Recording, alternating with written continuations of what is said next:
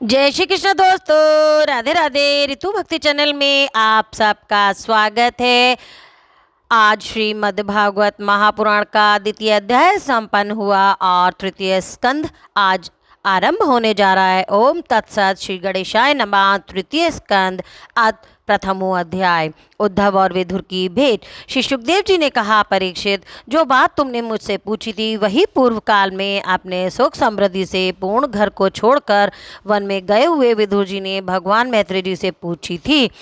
जब सर्वेश्वर भगवान श्री कृष्ण पांडवों के दूत बनकर गए थे, तब वे दुर्योधन के महलों को छोड़कर उसी विदुर जी के घर में उसे अपना ही समझकर बिना बुलाए चले गए थे। राजा परीक्षित ने पूछा, प्रभु ये तो बताइए कि भगवान मैत्री के साथ विदुर जी का समागम कहाँ और किस समय हुआ था।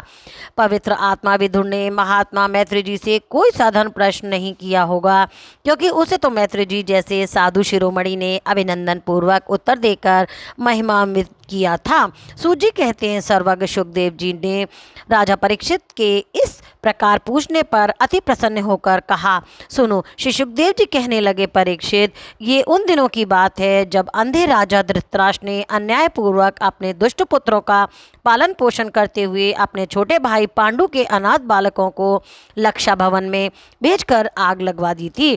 जब उनकी पुत्रवधू और महाराज युधिष्ठिर की पटरानी द्रौपदी के केश दुशासन ने भरी सभा में खींचे, उस समय द्रौपदी की आंखों में आंसुओं की धारा बह चली और उस प्रभा से उसके वक्ष स्थल पर लगा हुआ केसर भी बह चला, किंतु धृतराष्ट्र ने अपने पुत्र को उस कुकर्म से नहीं रोका।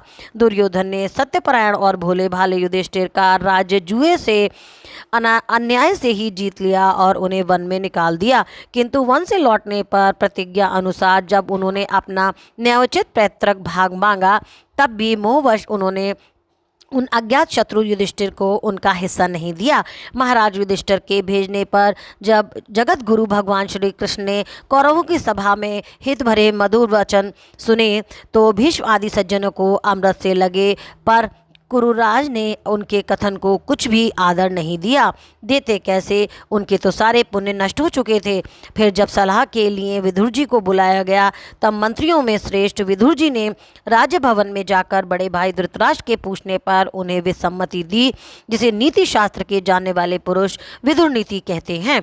उन्होंने कहा, महाराज, आप अज्ञात शत्रु महात्मा युधिष्ठिर को उनका हिस्सा दे दीजिए। वे आपके ना सहने योग्य अपराध को भी सह रहे हैं। भीम रूप काले नाग के से आप भी बहुत डरते हैं। देखिए, वे अपने छोटे भाइयों के सहित बदला लेने के लिए बड़े क्रोध से फुसकार मार रहे हैं। आपको पता नहीं है, भगवान श्री कृष्ण ने पांडवों को अपना लिया है। वे यदुवीर के आराध्य देव इस समय अपनी राजधानी द्वारकापुरी में विराजमान हैं। उन्होंने पृथ्वी के सभी बड़े बड़े राजाओं को अपने अधीन कर लिया है तथा ब्राह्मणों देवता भी उन्हीं के पक्ष में हैं, जिसे आप पुत्र मानकर पाल रहे हैं तथा जिनकी हाँ में हाँ मिलाते जा रहे हैं। उस दुर्योधन के रूप में तो मूर्तिमान दोष ही आपके घर में घुसा बैठा है।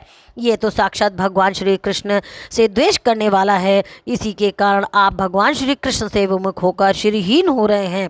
अतएव यदि आप अपने कुल की कुशल चाहते हैं तो इस दुष्ट को तुरंत ही त्याग दीजिए।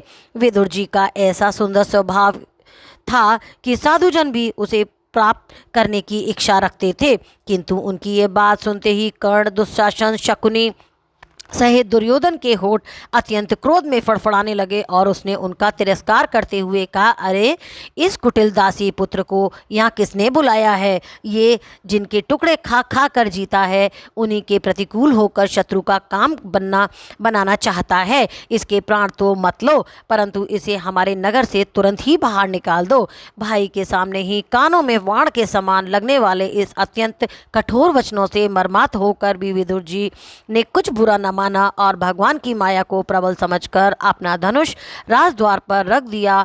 वे हस्तिनापुर से चल दिए। कौरवों को विदुर जैसे महात्मा बड़े पुण्य से प्राप्त होते हैं। वे हस्तिनापुर से चलकर पुण्य करने की इच्छा से भूमंडल में तीर्थपाद भगवान क्षेत्रों में विचरने लगे, जहाँ श्री हरि, ब्रह्मा, रुद्र, अनंत आदि अनेकों मूर्तियों के रूप में विराजमान हैं।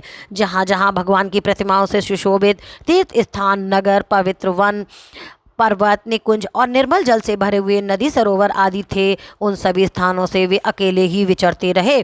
वे अवधूत वेश में स्वच्छंदता पूर्वक पृथ्वी पर विचरते थे, जिससे आत्मजन उन्हें पहचान न सकें। वे शरीर को सजाते न थे, पवित्र और साधारण भोजन करते थे, शुद्ध वृत्ति से जीवन निर्वाह करते थे, प्रत्येक तीर्थ में स्नान करते, जमीन पर सोते और भगवान को प्रसन्न करने वाले व्रतों का पालन करते थे। इस प्रकार भारतवर्ष में ही विचरते विचरते जब तक वे प्रभास क्षेत्र में पहुँचे, तब तक भगवान श्री कृष्ण की सहायता से महाराज युधिष्ठिर पृथ्वी का एक छत्र अखंड राज करने लगे थे। वहाँ उन्होंने अपने कौरव बंधुओं के विनाश का समाचार सुना, जो आपस में कलह के कारण परस्पर लड़ भिड़कर उसी प्रकार नष्ट हो गए थे, जैसे अपनी ही रगड़ से उत्पन्न हुई आग से बांसों का सारा जंगल जलकर खाक हो जाता है। यह सुनकर वे शोक करते हुए चुपचाप सरस्वती के तीर पर आए।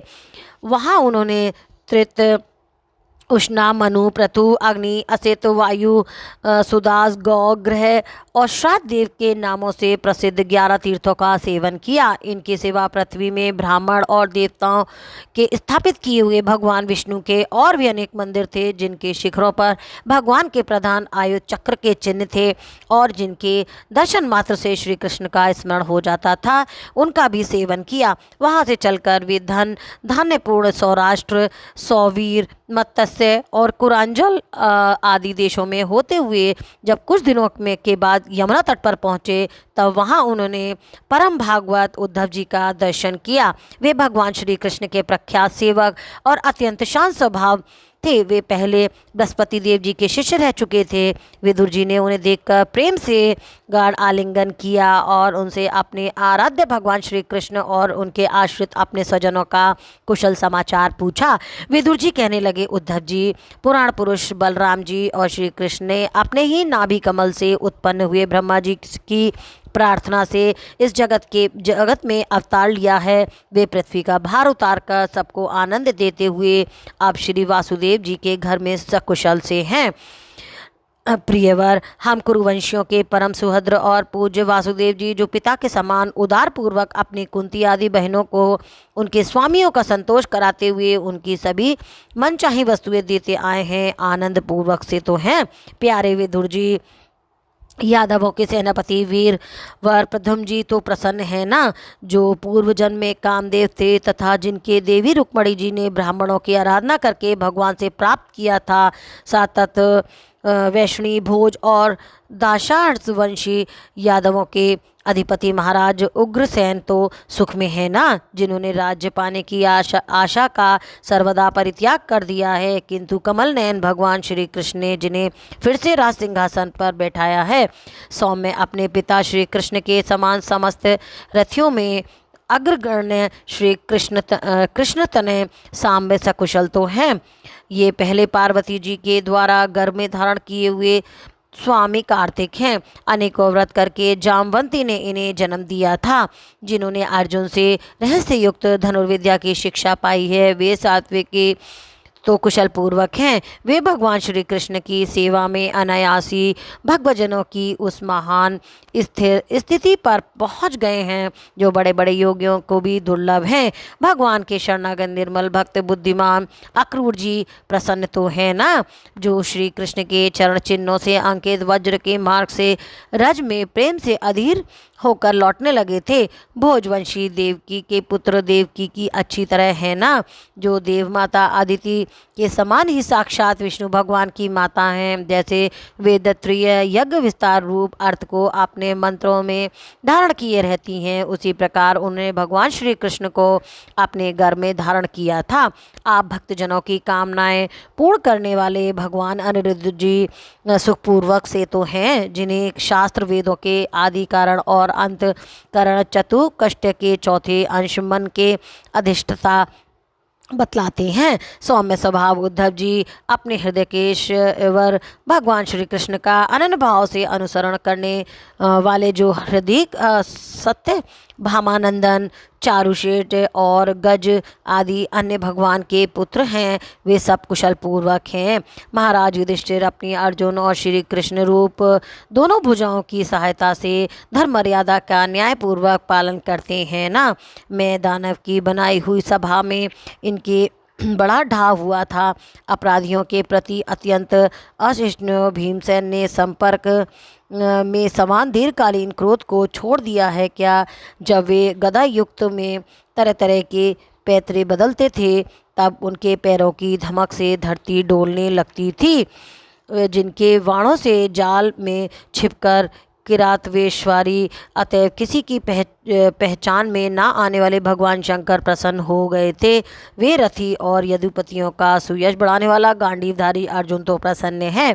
अब तो उनकी सभी शत्रु शांत हो चुके होंगे। पलक जिस प्रकार नेत्रों की रक्षा करते हैं, उसी प्रकार कुंती के पुत्र युधिष्ठिर आदि जिनकी सर्वदा संभाल रखते हैं और कुंती ही जिनकी लालन पोषण करती है, वे माद्री के यमज पुत्र नकुल सहदेव कुशल से तो हैं। उन्होंने युद्ध में शत्रु से अपना राज्य उसी प्रकार छीन लिया जैसे दो गरुड़ इंद्र के मुख से अमृत निकाल लाए। अहो, बेचारी कुंती तो राष्ट्रीय श्रेष्ठ पांडु के वियोग में मृत प्राय सी होकर भी इन बालकों के लिए प्राण धारण किए हुए है। रथियों में श्रेष्ठ महाराज पांडु ऐसे अनुपम वीर थे जिन्होंने केवल एक धनुष लेकर ही अकेले चारों दिशाओं को जीत लिया था। सौम्य स्वभाव उद्धव जी, मुझे तो अधपतन की ओर जाने वाले उन धृतराष्ट्र के लिए बार बार शोक होता है, जिन्होंने पांडवों के रूप में अपने परलोकवासी भाई पांडु से ही द्रोह कर लिया तथा अपने पुत्रों की हाँ में हाँ मिलाकर अपने हित चिंतक मुझको भी नगर से निकलवा दिया। किंतु भाई, मुझे इसका कुछ भी खेद अथवा आश्चर्य नहीं है। जगत विधाता भगवान श्री कृष्ण ही मनुष्यों की सी लीलाएं करके लोगों की मनोवृत्तियों को भ्रमित कर देते हैं। मैं तो उन्हीं की कृपा से उनकी महिमा को देखता हुआ दूसरों की दृष्टि से दूर रहकर सानंद विचर रहा हूँ। यद्यपि कौरवों ने उनके बहुत से अपराध किए, फिर भी भगवान ने उनकी इसलिए अपेक्षा दी थी कि उनके साथ उन दुष्ट राजाओं के भी मारकर उनके शरणागतों का दुख दूर करना चाहते थे, जो धन विद्या और जाति के मत से अंधे होकर कुमारगामी हो रहे थे और बार बार अपनी सेनाओं से पृथ्वी कपा रहे थे। उद्धव जी, भगवान श्री कृष्ण जन्म और कर्म से रहित हैं, फिर भी दुष्टों का नाश करने के लिए और लोगों को अपनी ओर आकर्षित करने के लिए उनके दिव्य जन्म कर्म हुआ करते थे। नहीं तो भगवान की तो बात ही क्या है। दूसरे जो लोग गुणों से पार हो गए हैं, उनमें भी ऐसा कौन है जो इस कर्माधीन देह में बंधन में पड़ना चाहेगा। अतः मित्र, जिन्होंने अजन्मा होकर भी अपनी शरण में आए हुए समस्त लोकपाल और आज्ञाकारी भक्तों का प्रिय करने के लिए यदकुल में जन्म लिया है, उन पवित्र कीर्ति श्रीहरि की बातें सुनाओ। इति श्रीमद्भागवते महापुराणे पारमहंस्यां संहितायां तृतीय स्कंदे विदुर उद्धव संवादे प्रथमो अध्याय संपन्न। बोल कृष्ण भगवान की जय। ओम नमो नारायण भगवते वासुदेवाय नमः।